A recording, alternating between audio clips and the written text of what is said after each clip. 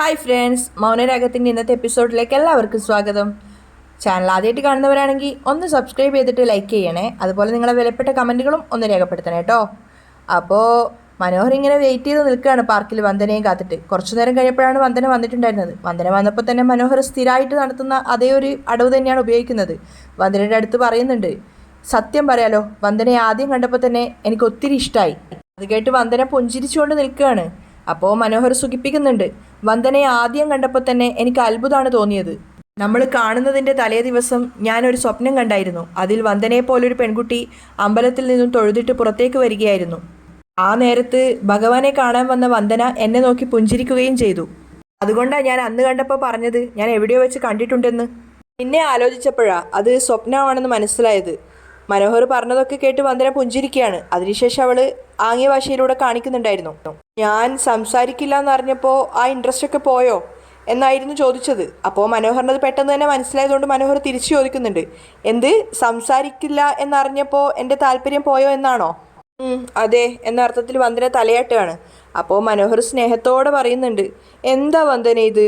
അതുകൂടി അറിഞ്ഞു കഴിഞ്ഞപ്പോഴാണ് എനിക്ക് വന്ദനയോടുള്ള സ്നേഹം കൂടിയത്. കേട്ടതും വന്ദനയും പുഞ്ചിരിക്കുകയാണ് സന്തോഷത്തോടെ. അപ്പോൾ മനോഹർ പറയുന്നുണ്ട്, അതുകൊണ്ടാണ് വന്ദനയ്ക്ക് എന്നെ ഇഷ്ടാവുമെന്ന് അറിയാൻ വേണ്ടിയിട്ടാണ് ഞാൻ കാണാൻ വേണ്ടി പറഞ്ഞത്. അപ്പോൾ അവളും ആംഗ്യ ഭാഷയിലൂടെ അത് തന്നെയാണ് പറയുന്നത്. എന്ത്, വന്ദനയ്ക്കും കാണണമെന്നുണ്ടായിരുന്നോ? ഹോ, ഈ സ്നേഹിക്കുന്നവരുടെ ഒരു മനപ്പൊരുത്തം അത് വല്ലാത്തത് തന്നെയാണ്. മനോഹർ കയറി കൊളുത്തുകയാണ്. അങ്ങനെയുള്ളപ്പോൾ വന്ദന ചിന്തിക്കുന്നതൊക്കെ പെട്ടെന്ന് എൻ്റെ ഹൃദയത്തിലേക്ക് കയറി വരും. വന്ദന ആംഗ്യ ഭാഷയിലൂടെ പറയുന്നതൊക്കെ മനോഹറിന് പെട്ടെന്ന് മനസ്സിലാവുന്നുണ്ടായിരുന്നു. അവൾ ചോദിക്കുന്നുണ്ട്, കല്യാണം കഴിഞ്ഞതാണോ എന്ന്. അപ്പോൾ മനോഹർ പറയാണ്, എൻ്റെയോ? ഇല്ല, എന്നെ കണ്ടു കഴിഞ്ഞാൽ ഒരു 10-32 വയസ്സൊക്കെ തോന്നിക്കുമെങ്കിലും എനിക്ക് 27 ആയിട്ടുള്ളൂ. പെണ്ണ് കെട്ടാൻ വേണ്ടി വീട്ടിൽ നിർബന്ധിച്ചുകൊണ്ടേ ഇരിക്കുക. വന്ദനയെ ചുറ്റിക്കൊണ്ടാണ് മനോഹർ സംസാരിക്കുന്നത്. പക്ഷേ വന്ദനയുടെ ആ ഒരു നിൽപ്പും ഭാവവും കാണുമ്പോൾ തന്നെ അറിയാം മനോഹറിനുള്ള പണിയുമായിട്ടാണ് വന്ദന വന്നിരിക്കുന്നതെന്ന്. അപ്പോൾ മനോഹർ പറയുന്നുണ്ട്, വീട്ടിലാണെങ്കിൽ 4-5 അമ്മാവന്മാരും ഉണ്ടേ. അവർക്കൊക്കെ ആണെങ്കിൽ 6-7 പെൺമക്കളും ഉണ്ട്. അതിലൊരാളെ കെട്ടണമെന്നും പറഞ്ഞ് ബന്ധുക്കളെല്ലാവരും എൻ്റെ പിന്നാലെ നടക്കുക. വന്ദനയ്ക്ക് മുന്നിൽ മനോഹർ ഒരു ഡിമാൻഡ് ഇടുകയാണ്. അപ്പോൾ അത് കേട്ട് വന്ദനയും പുഞ്ചിരിച്ചുകൊണ്ട് നിൽക്കുന്നുണ്ട്. മനോഹർ പറയുന്നുണ്ട്, പക്ഷേ ഞാൻ ഇത്രയും കാലം എനിക്ക് ചേരുന്നൊരു പെൺകുട്ടിയെ തിരഞ്ഞു നടക്കുമായിരുന്നു. അപ്പോഴാ ഭഗവാൻ വന്ദനയെ എൻ്റെ കൺമുന്നിൽ എത്തിച്ചത്. അപ്പോൾ അവൾ മനസ്സിലാവാത്ത പോലെ നിൽക്കുകയാണ്. അപ്പോൾ മനോഹർ ചോദിക്കുന്നുണ്ട്, ഞാൻ പറഞ്ഞത് മനസ്സിലായില്ല അല്ലേ? നേരിട്ടല്ല, സ്വപ്നത്തിൽ നേരിട്ട് കാണാത്തൊരു പെൺകുട്ടിയെ സ്വപ്നത്തിൽ കാണുക, പിന്നീട് അവൾ തന്നെ മുന്നിൽ പ്രത്യക്ഷപ്പെടുക, ഇങ്ങനെയൊക്കെ സംഭവിക്കുകയാണെങ്കിൽ തീർച്ചയായിട്ടും അതൊരു ദൈവനിയോഗം തന്നെയാണ്. ആ പെൺകുട്ടിയെ ദൈവം എനിക്ക് വേണ്ടി പറഞ്ഞു വെച്ചതാ. അതുകൊണ്ട് വന്ദനയ്ക്ക് എതിർപ്പില്ലെങ്കിൽ ഞാൻ വീട്ടിൽ വരാം എന്നാലോചിക്കാൻ. വന്ദനയും തലയാട്ടുന്നുണ്ട്. അതിനുശേഷം അവൾ ചോദിക്കുകയാണ് പേരെന്താന്ന്. അപ്പോൾ മനോഹർ പറയാണ്, ഓ ശരിയാ, ഞാൻ എൻ്റെ പേര് പറഞ്ഞില്ലല്ലോ അല്ലേ? എൻ്റെ പേര് എന്ന് പറഞ്ഞിട്ട് മനോഹർ ആലോചിക്കുകയാണ് എന്താണ് പുതിയ പേര് പറയാന്ന്. എന്നിട്ട് വിക്കിക്കൊണ്ട് പറയാണ്, ജീവൻ എന്നാണ്, ജീവ എന്നാണ് മറ്റുള്ളവരൊക്കെ വിളിക്കുക. വന്ദന തലയാട്ടുകയാണ്. അപ്പോൾ മനോഹർ റൊമാൻറ്റിക് ആയിട്ട് പറയുന്നുണ്ട്, പിന്നെ ഞാനൊരു സത്യം പറയട്ടെ, ഈ ജീവന് ഇപ്പോൾ വന്ദനയെ ജീവൻ്റെ ജീവനാ. അത് കേട്ട് അവൾ നാണത്തോടെ പുഞ്ചിരിക്കുന്നുണ്ട്. മനോഹർ അതൊക്കെ ആസ്വദിക്കുകയാണ്. അതിനുശേഷം അവൾ ചോദിക്കുകയാണ്, ഞാൻ പൊയ്ക്കോട്ടെ എന്ന്. പോവുകയാണോ? വിളിക്കോ? മനോഹർ ചോദിക്കുന്നുണ്ട്. അപ്പോൾ അവൾ പറയാണ്, ഞാൻ വിളിച്ചാൽ സംസാരിക്കാനാവില്ലല്ലോ. അത് എനിക്കറിയാം, എങ്കിലും ഞാൻ പറയുന്നതൊക്കെ കേട്ടോണ്ടിരിക്കാലോ. അതുപോലെ തന്നെ വീഡിയോ കോൾ ചെയ്യാം, വീഡിയോ കോള്, പിന്നെ മെസ്സേജും അയക്കാം. മനോഹർ ഓരോരോ ഐഡിയകൾ പറഞ്ഞു കൊടുക്കുകയാണ്. അതൊക്കെ സമ്മതിച്ചിട്ടാണ് വന്ദന അവിടുന്ന് പോകുന്നത്. വന്ദന പോയപ്പോൾ മനോഹർ സന്തോഷത്തോടെ ഒരടുത്ത ഇര കിട്ടിയ സന്തോഷത്തിലാണ്. യെസ്, വന്ദന അവിടെ നിന്നും നേരെ വീട്ടിലേക്കാണ് പോകുന്നത്. അവൾ കോളിംഗ് ബെൽ അടിച്ചപ്പോൾ അവിടെ നിന്നൊരു സ്ത്രീ വന്ന് വാതിൽ തുറക്കുകയാണ്. ഇതെന്താ ഇത്ര നേരം വൈകിയത്? എല്ലാവരും മുകളിലിരിപ്പുണ്ട്. നേരത്തെ വരാമെന്ന് പറഞ്ഞിട്ടല്ലേ പോയത്, പിന്നെ എന്താ ഇത്ര നേരം വൈകിയത്? അവർ ചോദിക്കുകയാണ്. അപ്പോൾ വന്ദന നാണത്തോടെ ചിരിച്ചിട്ട് അകത്തേക്ക് പോവുകയാണ്. മേലെ മുറിയിലെത്തിയ സമയം അവൾ ആദ്യം കണ്ണാടിക്ക് മുന്നിൽ നിന്നിട്ട് തൻ്റെ സൗന്ദര്യം ഒന്ന് ആസ്വദിക്കുകയാണ്. അതിനുശേഷം തലയിൽ വെച്ചിട്ടുണ്ടായിരുന്ന വിഗ് ഊരി മാറ്റുന്നുണ്ട്. പിന്നീട് കമ്മലും, അത് കഴിഞ്ഞ് പെണ്ണാവാൻ വേണ്ടിയിട്ട് എന്തൊക്കെ ചെയ്തോ അതൊക്കെ ഊരി മാറ്റുകയാണ്. പിന്നെ കണ്ണിൽ വെച്ച ലെൻസും അങ്ങനെയൊക്കെ മാറ്റി ശരിക്കും ഒരു ആൺകുട്ടിയായിട്ട് മാറുകയാണ് വന്ദന. അതിനുശേഷം മുടിയൊക്കെ ചീവി ഒരാൺകുട്ടിയുടെ ലുക്കിൽ വന്നിട്ട് കണ്ണാടിക്ക് മുന്നിൽ നിന്നിട്ട് സംസാരിക്കുകയാണ്. വന്ദനയാണ് സംസാരിക്കാത്തത്, പക്ഷേ ഈ വരുണ് സംസാരിക്കും എന്ന് പറഞ്ഞിട്ട് കണ്ണാടിക്ക് മുന്നിൽ നിന്ന് പൊട്ടിച്ചിരിക്കുകയാണ്. അതിനുശേഷം സുന്ദരനായ ഒരു ആൺകുട്ടിയായിട്ട് മുകളിലേക്ക് കാത്തിരിക്കുന്നവർക്കടുത്തേക്ക് പോവുകയാണ്. കാത്തിരുന്നത് മറ്റാരും ആയിരുന്നില്ല, കല്യാണിയും ജുബാനയും നിഷയും അതുപോലെ മനോഹറിൻ്റെ ചതിയിൽപ്പെട്ട ഒരുപാട് പെൺകുട്ടികളായിരുന്നു. വരുണ് ചിരിച്ചുകൊണ്ട് മുകളിലേക്ക് കയറി വന്ന സമയത്ത് കല്യാണി ചിരിച്ചുകൊണ്ട് പറയാണ്, ആഹാ, പെൺവേഷം കളഞ്ഞിട്ട് ആൺകുട്ടിയായല്ലോ. അത് കേട്ട് ചിരിച്ചുകൊണ്ട് വരുണ് പറയാണ്, എല്ലാവരും ഇരിക്ക്. അങ്ങനെ എല്ലാവരും ഇരുന്ന സമയത്ത് ജുബാന പറയുന്നുണ്ട്, എന്തിനാ ചേട്ടാ ആ വേഷം അഴിച്ചു വെച്ചത്? ആ വേഷത്തിൽ കൂടെ നിന്നൊരു സെൽഫി എടുക്കാനല്ലേ ഞങ്ങൾ എല്ലാവരും ഇങ്ങോട്ടേക്ക് വന്നത്. അത് കേട്ട് വരുണ് പറയുന്നുണ്ട്, അതിന് ഇനിയൊരു സമയമുണ്ടല്ലോ. അപ്പോൾ നിഷ ചിരിച്ചുകൊണ്ട് പറയാണ്, എന്തായാലും പെണ്ണാണായിട്ട് വന്നത് നന്നായി. ഇതൊരു നല്ല മീറ്റിംഗാ. അതിലുപരി ഇതൊരു പെണ്ണ് കാണൽ ചടങ്ങ് കൂടിയാ. പെണ്ണ് കാണൽ ചടങ്ങോ? വരുണിനൊന്നും മനസ്സിലായില്ല. അപ്പോൾ നിഷ ചിരിച്ചുകൊണ്ട് പറയുന്നുണ്ട്, എൻ്റെ വരുണേട്ടാ, എന്നെ പെണ്ണ് കാണാൻ വന്നതാ വരുണേട്ടൻ. അന്നാണ് ഞാൻ ശരിക്കും ഒരുത്തൻ്റെ ചതിയിൽപ്പെട്ടത്. അതിനുശേഷം നല്ലൊരു പെണ്ണിനെ വേണമെന്ന് എപ്പോഴും പറയുമായിരുന്നു അമ്മായിയും അമ്മാവനും. ഇരിക്കുന്നു വരുണേട്ടന് വേണ്ട പെണ്ണ്, നിത എന്ന് പറഞ്ഞിട്ട് കൂടെയുള്ള കുട്ടിയെ വരുണിന് കാണിച്ചു കൊടുക്കുകയാണ്. അത് കേട്ട് വരുണ് നിതയെ നോക്കിയിട്ട് രണ്ടുപേരും പരസ്പരം പുഞ്ചിരിക്കുകയാണ്. അപ്പോൾ കല്യാണി വരുണിനോട് പറയുന്നുണ്ട്, മനോഹറിനെ സ്നേഹിച്ചു എന്നുള്ളൊരു കുറ്റം മാത്രമേ നിത ചെയ്തിട്ടുള്ളൂ. അവനുമായിട്ട് ഒരു 10-12 ദിവസത്തെ പരിചയം മാത്രമേ നിതയ്ക്കുള്ളൂ. അതിനിടയ്ക്ക് അവനുമായിട്ട് 1-2 സ്ഥലത്തോ മറ്റോ ചുറ്റി നടന്നു. അതിനപ്പുറം ഇവൾക്ക് ചതിയൊന്നും പറ്റിയിട്ടില്ല. കല്യാണി വിശദീകരിച്ചു കൊടുത്തപ്പോൾ വരുണ് പറയുന്നുണ്ട്, എന്തിനാ ഇനി അതിനെപ്പറ്റിയൊക്കെ പറയുന്നേ? അവനാൽ ഒരു പെൺകുട്ടി കൂടി ചതിക്കപ്പെട്ടു എന്ന് നിഷ പറഞ്ഞപ്പോൾ ഞാനാ നിതയെ കാണണമെന്ന് പറഞ്ഞത്. അപ്പോൾ നിഷ ചോദിക്കുന്നുണ്ട്, അത് സഹതാപം രേഖപ്പെടുത്താനല്ലായിരുന്നോ? അതെ, അതിന് തന്നെയാ കാണണമെന്ന് പറഞ്ഞത്. വരുണ് പറയാണ്, അതോടൊപ്പം നിത എനിക്ക് പറ്റിയ പെൺകുട്ടിയാണെന്ന് എനിക്ക് തോന്നുവാണെങ്കിൽ ഒന്ന് പ്രപ്പോസ് ചെയ്യാമെന്നും കരുതി. അത് കേട്ടതും കല്യാണി പറയുന്നുണ്ട്, ആഹാ. അപ്പോൾ വരുണ് തമാശയായിട്ട് പറയാണ്, അതിനു മുമ്പ് തന്നെ നിങ്ങളെല്ലാം തീരുമാനിച്ചല്ലോ. എനിക്കാണെങ്കിൽ നിതയെ ഇഷ്ടപ്പെടുകയും ചെയ്തു. പിന്നെ നിതയ്ക്ക് താല്പര്യക്കുറവൊന്നും ഇല്ലെങ്കിൽ നല്ലൊരു നേരം നോക്കി ആ ചടങ്ങ് നടത്താം. അപ്പോൾ കല്യാണി ചോദിക്കുകയാണ്, ഏത് ചടങ്ങ്? ഞങ്ങളുടെ കല്യാണം. വരുണ് പറഞ്ഞത് കേട്ട് എല്ലാവരും ചിരിക്കുകയാണ്. എന്നിട്ട് ജുബാന പറയുന്നുണ്ട്, നിതയ്ക്ക് ഒരു താല്പര്യക്കുറവും ഇല്ല. സത്യം പറഞ്ഞ ഈ ആലോചനയെപ്പറ്റി പറഞ്ഞപ്പോൾ വരുണേട്ടൻ എന്നെ സ്വീകരിക്കുമോയെന്ന് നിതയാ ചോദിച്ചത്. അപ്പോൾ വരുണ് നിതയോട് പറയുന്നുണ്ട്, നിതയ്ക്കറിയോ, ഇവൾ അയാളുടെ ചതിയിൽപ്പെട്ടു എന്ന് മനസ്സിലായതിന് ശേഷം അവർ രണ്ടുപേരും എൻ്റെ അമ്മാവനും അമ്മായിയും ആയതുകൊണ്ട് ഇവളെ വീണ്ടും സ്വീകരിക്കാമെന്ന് പറഞ്ഞിട്ട് ഞാൻ അങ്ങോട്ട് ചെന്നതാ. അത് കേട്ട് നിഷ സങ്കടത്തോടെ ഇരിക്കുകയാണ്. അപ്പോൾ വരുണ് പറയുന്നുണ്ട്, പക്ഷേ മനോഹർ കൊടുത്ത ഷോക്കിൽ നിന്നും ഇവൾ മുക്തയായില്ല. ഇനി എനിക്കൊരു കല്യാണമേ വേണ്ടെന്ന വാശിയിലാണ് ഇവള്. അത് കേട്ട് നിഷ പറയുന്നുണ്ട്, ഇനി എനിക്ക് കല്യാണമേ വേണ്ട. അപ്പോൾ കല്യാണി പറയാണ്, അങ്ങനെയൊന്നും പറയണ്ട, ഒരു ദിവസം നിന്നെ ഞങ്ങൾ ട്രാപ്പിലാക്കും മോളെ. അപ്പോൾ നിഷ പറയുന്നുണ്ട്, അതിനു മുമ്പേ ഇവരുടെ കല്യാണം നടക്കട്ടെ.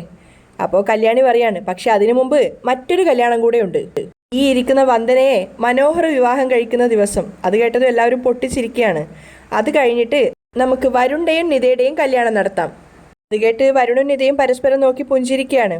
അപ്പോൾ കല്യാണി പറയുന്നുണ്ട്, അത് കഴിഞ്ഞ് ഞാനും കിരണേട്ടനും കൂടി ഇവരുടെ എല്ലാവരുടെയും സാക്ഷിയാക്കി മോളുടെ കൈപിടിച്ച് വരുണിന് കൊടുക്കും. പിന്നീട് രണ്ടുപേരും സന്തോഷത്തോടെ ജീവിച്ചോളണം. അത് കേട്ട് എല്ലാവരും സന്തോഷത്തോടെ ചിരിക്കുകയാണ്. അപ്പോൾ വരുണ് ചോദിക്കുന്നുണ്ട്, ഞാൻ വീണ്ടും വേഷം കെട്ടണോ സെൽഫി എടുക്കാൻ?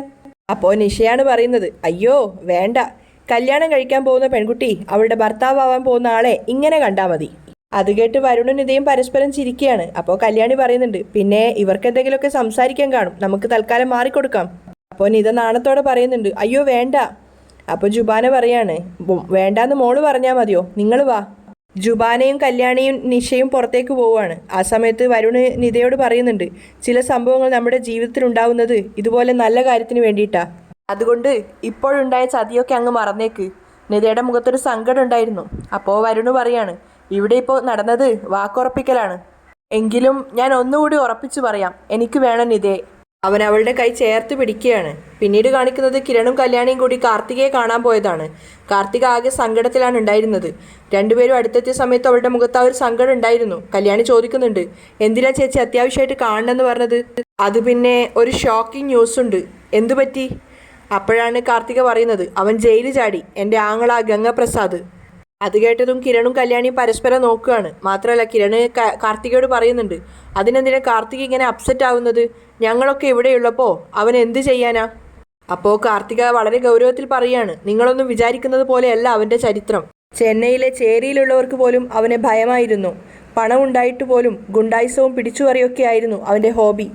അതുകൊണ്ടാ അച്ഛൻ അവനെ ഒന്നിലും വിശ്വാസമില്ലാതെ മാറ്റി നിർത്തിയത്. അപ്പോൾ കല്യാണി സമാധാനിപ്പിക്കുന്നുണ്ട്, ഞങ്ങളുടെ കാര്യങ്ങളൊക്കെ ചേച്ചിക്ക് അറിയാലോ. എത്രയോ കാലമായിട്ട് ഈ ഗംഗപ്രസാദിനെ പോലുള്ളവരുമായിട്ട് ഫൈറ്റ് ചെയ്തിട്ടാണ് ഞങ്ങൾ ജീവിക്കുന്നത്. കിരണ് പറയുന്നുണ്ട്, കാർത്തിക ഒരു കാര്യം മനസ്സിൽ ഉറപ്പിച്ചോ, ഞങ്ങൾക്ക് എന്തെങ്കിലും സംഭവിച്ചിട്ടേ കാർത്തികയെയും ലക്ഷ്മി അമ്മയും അവന് തൊടാൻ പറ്റൂ. കല്യാണിയും പറയാണ്, ആ ഒരു ഉറപ്പ് ഞങ്ങൾ നേരത്തെ തന്നതല്ലേ, പിന്നെ എന്തിനാ ചേച്ചി ഇങ്ങനെ പേടിക്കുന്നേ? എനിക്ക് ഈ ലോകത്ത് ആരെയും ഭയമില്ല, അവനെ ഒഴിച്ച്. കാരണം അവൻ ചെയ്തു കൂട്ടിയ എല്ലാ കാര്യങ്ങളും കൺമുന്നിൽ കണ്ടവരാ ഞാനും എൻ്റെ അമ്മയും ഒക്കെ. കാർത്തിക ഭയത്തോടെയാണ് സംസാരിക്കുന്നത്. അതുകൊണ്ടാ അമ്മ പോലും അവനെ ഭയക്കുന്നേ. അപ്പോൾ കിരണ് പറയുന്നുണ്ട്, പക്ഷെ ഞങ്ങൾക്ക് അവനെ ഭയമില്ല. ജയിലിൽ ചാടി അവൻ ഈ നാട്ടിലേക്കാണ് കാലുകുത്തുന്നതെങ്കിൽ അത് അവൻ്റെ നാശത്തിലേക്കാണെന്ന് കാർത്തിക ഉറപ്പിച്ചോ? അതെ, അതുകൊണ്ട് അവൻ്റെ മുഖം മറന്നിട്ട് ചേച്ചി ഞങ്ങളുടെ കൂടെ പോര്. നമുക്ക് ഏതെങ്കിലും റെസ്റ്റോറൻറ്റിൽ കയറി ഭക്ഷണം കഴിക്കാം. കല്യാണി സമാധാനിപ്പിക്കുകയാണ്. കുറച്ചായല്ലോ അങ്ങനെ ഒന്നിച്ചിരുന്നിട്ട്. അന്ന് അച്ഛൻ്റെ അമ്മയുടെ വെഡിങ് ആനിവേഴ്സറിക്ക് വിളിച്ചിട്ടും നിങ്ങൾ വന്നില്ലല്ലോ. അമ്മയ്ക്ക് തീരെ സുഖമില്ലാത്തത് കൊണ്ടാണ് വരാതിരുന്നത്, കാർത്തിക പറയാണ്. എൻ്റെ പെങ്ങളും അളിയനും ഒക്കെ നിങ്ങളെ രണ്ടുപേരെയും തിരക്കിയായിരുന്നു, കിരണും പറയുന്നുണ്ട്. ഞാൻ പോയി അവരെയൊക്കെ കണ്ടോളാം. കിരണിൻ്റെ കുടുംബത്തിലുണ്ടാവുമല്ലോ അവരൊക്കെ. ഏതെങ്കിലും രീതിയിൽ അവിടെ വരാൻ പറ്റുമായിരുന്നെങ്കിൽ ഞാൻ വന്നേനെ. അത് വേറൊന്നും കൊണ്ടല്ല, അവിടെ വരാതിരുന്നത് കൊണ്ട് എനിക്ക് 2 കാര്യങ്ങളാണ് മിസ്സായത്. ഒന്ന്, കിരണിൻ്റെ അങ്കിളിനെ തല്ലി ഇറക്കുന്നത് കാണാൻ പറ്റിയില്ല. മറ്റൊന്ന്, വിക്രത്തിൻ്റെ മുന്നിൽ വെച്ച് അവൻ്റെ അച്ഛനെ തല്ലി അടിക്കുന്നതും കാണാൻ പറ്റിയില്ല. അതുകൊണ്ട് എൻ്റെ അച്ഛൻ്റെ അമ്മയുടെ വെഡിങ് ആനിവേഴ്സറി ഗംഭീരമായി, കിരണ് പറയാണ്. അതിനുശേഷം കാർത്തികയും കൂട്ടിയിട്ട് അവരവിടുന്ന് പോവുകയാണ്. മനോഹർ റോഡ് സൈഡിലായിട്ട് വണ്ടി ഒതുക്കി നിർത്തിയിരിക്കുകയാണ്. എന്നിട്ട് അവൻ ചിന്തിക്കുന്നുണ്ട്, എന്തായാലും വീട്ടിൽ നിന്ന് പിണങ്ങി ഇറങ്ങിയത് കൊണ്ട് ഒരുത്തിയുടെ ശല്യം ഉണ്ടാവില്ല. വന്ദനയെ ഒന്ന് കാണണല്ലോ എന്നാലോചിച്ചിട്ട് വേഗം ഫോൺ എടുത്ത് മെസ്സേജ് ടൈപ്പ് ചെയ്യാണ്. ഒരു ഗിഫ്റ്റ് തന്നാൽ സ്വീകരിക്കുമോ? വരുണിൻ്റെ ഫോണിലേക്കാണ് മെസ്സേജ് വന്നിട്ടുണ്ടായിരുന്നത്. അവൻ എടുത്ത് നോക്കിയിട്ട് പറയുന്നുണ്ട്, ആഹാ, കല്യാണ വീരൻ്റെ മെസ്സേജ് വന്നല്ലോ. ഒരു ഗിഫ്റ്റ് തന്നാൽ സ്വീകരിക്കുമോ? അവൻ ഒറ്റയ്ക്ക് പറയുന്നുണ്ട്, പിന്നെന്താ, നിന്റെ പൈസ പോകുന്നതിൽ എനിക്ക് സന്തോഷമല്ലേ ഉള്ളൂ. എങ്കിലും മാന്യത കാണിക്കാം. വില കൂടിയ ഗിഫ്റ്റ് ഒന്നും വേണ്ട. അപ്പോൾ തിരിച്ച് മെസ്സേജ് വന്നപ്പോൾ മനോഹർ സന്തോഷത്തോടെ നോക്കുകയാണ്. ഗിഫ്റ്റ് തരുന്നത് എൻ്റെ മനസ്സിൻ്റെ സന്തോഷമാണ്. പെണ്ണ് കാണൽ ചടങ്ങിൻ്റെ അന്ന് കൊണ്ടുവരാം. മനോഹർ അയച്ച മെസ്സേജ് വരുണും കാണുന്നുണ്ടായിരുന്നു. ശരി ചേട്ടാ, ചേട്ടൻ എന്ത് ഗിഫ്റ്റ് കൊണ്ടുവന്നാലും അതെനിക്ക് അമൂല്യ നിധിയാ. അത് ഞാൻ നഷ്ടപ്പെടുത്തില്ല. സെൻറ്റ്. അങ്ങനെ വരുണും മനോഹറും കൂടി അങ്ങോട്ടും ഇങ്ങോട്ടും ചാറ്റ് ചെയ്യാണ്. ഓക്കെ മോളു എന്ന് റിപ്ലൈ കൊടുത്ത സമയത്ത് വരുണ് പറയുന്നുണ്ട്, ഓക്കെ അല്ലെന്ന് നിനക്ക് പിന്നീട് മനസ്സിലായിക്കോളും. അപ്പോഴേക്കും മനോഹറിൻ്റെ ഫോണിലേക്ക് സരീവിൻ്റെ കോള് വന്നിട്ടുണ്ടായിരുന്നു. ഫോൺ എടുത്തിട്ട് അവളുടെ പേര് കണ്ടതും മനോഹർ വിചാരിക്കുന്നുണ്ട്, ഓ, ആര് വിളിക്കരുതെന്ന് ആഗ്രഹിച്ചോ അവൾ തന്നെ വിളിക്കുന്നു. കോള് കട്ടാക്കിയപ്പോൾ സരീവ് ചിന്തിക്കുന്നുണ്ട്, മനുവേട്ടൻ ആകെ ദേഷ്യത്തിലാണെന്നാണ് തോന്നുന്നത്. വീണ്ടും വിളിക്കുകയാണ്. ഓ, ഇത് വലിയ ശല്യമായല്ലോ. എടുക്കാതിരുന്നാൽ വീണ്ടും വീണ്ടും വിളിച്ചേക്കും. എടുത്തേക്കാം. എന്താ? മനോഹർ ഫോൺ എടുത്ത് തട്ടിക്കയറുകയാണ്. അപ്പോൾ സരീവ് സ്നേഹത്തോട് ചോദിക്കുന്നുണ്ട്, എന്താ മനുവേട്ട ഇങ്ങനെയൊക്കെ സംസാരിക്കുന്നേ? ഒരു പരിചയവും ഇല്ലാത്ത പോലെ. അപ്പോൾ മനോഹർ പറയാണ്, എൻ്റെ സരീവ് ആ വീട്ടിനകത്ത് ഇരുന്നാൽ എനിക്ക് ഭ്രാന്ത് പിടിക്കും. അതുകൊണ്ടാണ് ഞാൻ അവിടെ നിന്ന് ഇറങ്ങിപ്പോകുന്നത്. അപ്പോൾ സരീവ് പറയുന്നുണ്ട്, മനുവേട്ടൻ ഇല്ലാതെ എനിക്കും അങ്ങനെ തന്നെയാ. എത്രയും പെട്ടെന്ന് മനുവേട്ടൻ ഇങ്ങോട്ടേക്ക് വരണം. വന്നില്ലെങ്കിൽ പിന്നെ മനുവേട്ടൻ കാണാൻ പോകുന്നത് എൻ്റെ ജഡമായിരിക്കും. അത് കേട്ടപ്പോൾ മനോഹർ ചിന്തിക്കുന്നുണ്ട്, നീ ചത്താലും എനിക്ക് കുഴപ്പമൊന്നുമില്ല, പക്ഷെ അതിനുശേഷവും തലവേദന ഉണ്ടാവുമല്ലോ. മനോഹർ മിണ്ടായിട്ട് സരീവ് പറയുന്നുണ്ട്, ഹലോ, എൻ്റെ മോളും ഇങ്ങനെയൊന്നും പറയല്ലേ. മനു അങ്ങോട്ട് പറയാണ്. എങ്കിൽ എത്രയും പെട്ടെന്ന് മനുവേട്ടൻ ഇങ്ങോട്ട് വന്നേ പറ്റൂ, അല്ലെങ്കിൽ പറഞ്ഞ വാക്ക് ഞാൻ ചെയ്തിരിക്കും, സംശയമൊന്നും വേണ്ട. കോള് കട്ടാക്കിയ സമയത്ത് മനോഹർ ചിന്തിക്കുന്നുണ്ട്, അവൾ പറഞ്ഞതുപോലെ ചെയ്തു കഴിഞ്ഞാൽ പിന്നെ ബകാസുരൻ ഒന്നും പേടിക്കേണ്ട കാര്യമില്ല. പിന്നെ ഞാൻ പോലീസ് കസ്റ്റഡിയിലാവും എന്നുള്ള കാര്യം ഉറപ്പാ. അതുകൊണ്ട് ഇനി വന്ദന മോളെ വിളിക്കുന്നില്ല. ആ സാത്താൻ കൂടിയ ആൾക്കാരുള്ള വീട്ടിൽ തന്നെ കെട്ടിയെടുക്കാം. നാശം. മനോഹർ കാറും കൊണ്ട് വീണ്ടും സരുവിൻ്റെ വീട്ടിൽ തന്നെ പോവാണ്. ഹോൺ ശബ്ദം കേട്ടിട്ടാണ് ഷാരി അങ്ങോട്ടേക്ക് നോക്കുന്നത്. മനോഹർ കാറിൽ നിന്ന് ഇറങ്ങുന്നുണ്ടപ്പോൾ ഷാരിയുടെ മുഖത്ത് ദേഷ്യം നിറയാണ്. മനോഹറും അകത്തേക്ക് കയറി വന്നപ്പോൾ ഷാരി ദേഷ്യത്തോട് ചോദിക്കുന്നുണ്ട്, എവിടെയായിരുന്നടാ നീ? എവിടെയെങ്കിലും ആയിക്കോട്ടെ, മെൻ്റലായി കഴിയുന്ന കുറേ ആൾക്കാർക്കിടയിൽ അധികം നേരം പിടിച്ചു നിൽക്കാൻ പറ്റില്ല. അമ്മ അതിരി പിടിയാ അയാൾ എൻ്റെ കഴുത്തിന് കയറി പിടിച്ചത്. അപ്പോൾ ഷാരി പറയുന്നുണ്ട്, എടാ നീ പോയതിന് ശേഷം എൻ്റെ മോള് പച്ച വെള്ളം പോലും കുടിച്ചിട്ടില്ല, അറിയോ? അപ്പോൾ മനോഹർ പരിഹസിക്കുകയാണ്, അതിനവൾ നിങ്ങളുടെ മോളല്ലല്ലോ, പിന്നെ എന്തിനാ ഇങ്ങനെ കിടന്ന് കരയുന്നത്? അപ്പോൾ ഷാരി പറയുന്നുണ്ട്, എടാ നീയൊക്കെ ഒരു മനുഷ്യനാണോടാ, അതുകൊണ്ടാണ് നിനക്ക് ഇങ്ങനെയൊക്കെ തോന്നുന്നത്.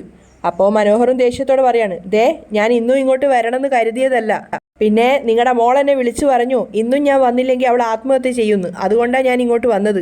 അപ്പോൾ ഷാരി പറയുന്നുണ്ട്, അതുകൊണ്ടാടാ ഞങ്ങളും നിന്നെ സഹിക്കുന്നത്. അപ്പോൾ മനോഹർ പറയാണ്, രാഹുൽ അളിയൻ ക്ലൈമാക്സിലേക്കാണ് പോയിക്കൊണ്ടിരിക്കുന്നത്. പെങ്ങളുടെ വീട്ടിൽ പോയി അടി വാങ്ങിച്ചു വന്നതിന് ശേഷം അയാളെ കൺട്രോൾ ചെയ്യാൻ പറ്റുന്നില്ല. ഒരു ദിവസം അയാൾ എൻ്റെ ദേഹത്ത് കൈവെക്കും. അന്ന് സ്വന്തം മോൾ അറിയേണ്ടതൊക്കെ അറിയുകയും ചെയ്യും. സത്യം പറഞ്ഞ അത് കഴിഞ്ഞിട്ടായിരിക്കും അവൾ കയറി തൂങ്ങാൻ പോകുന്നത്. എടാ കണ്ണി ചോരയില്ലാത്തവനെ, നിനക്ക് എങ്ങോട്ടെങ്കിലും പോയിക്കൂടെ?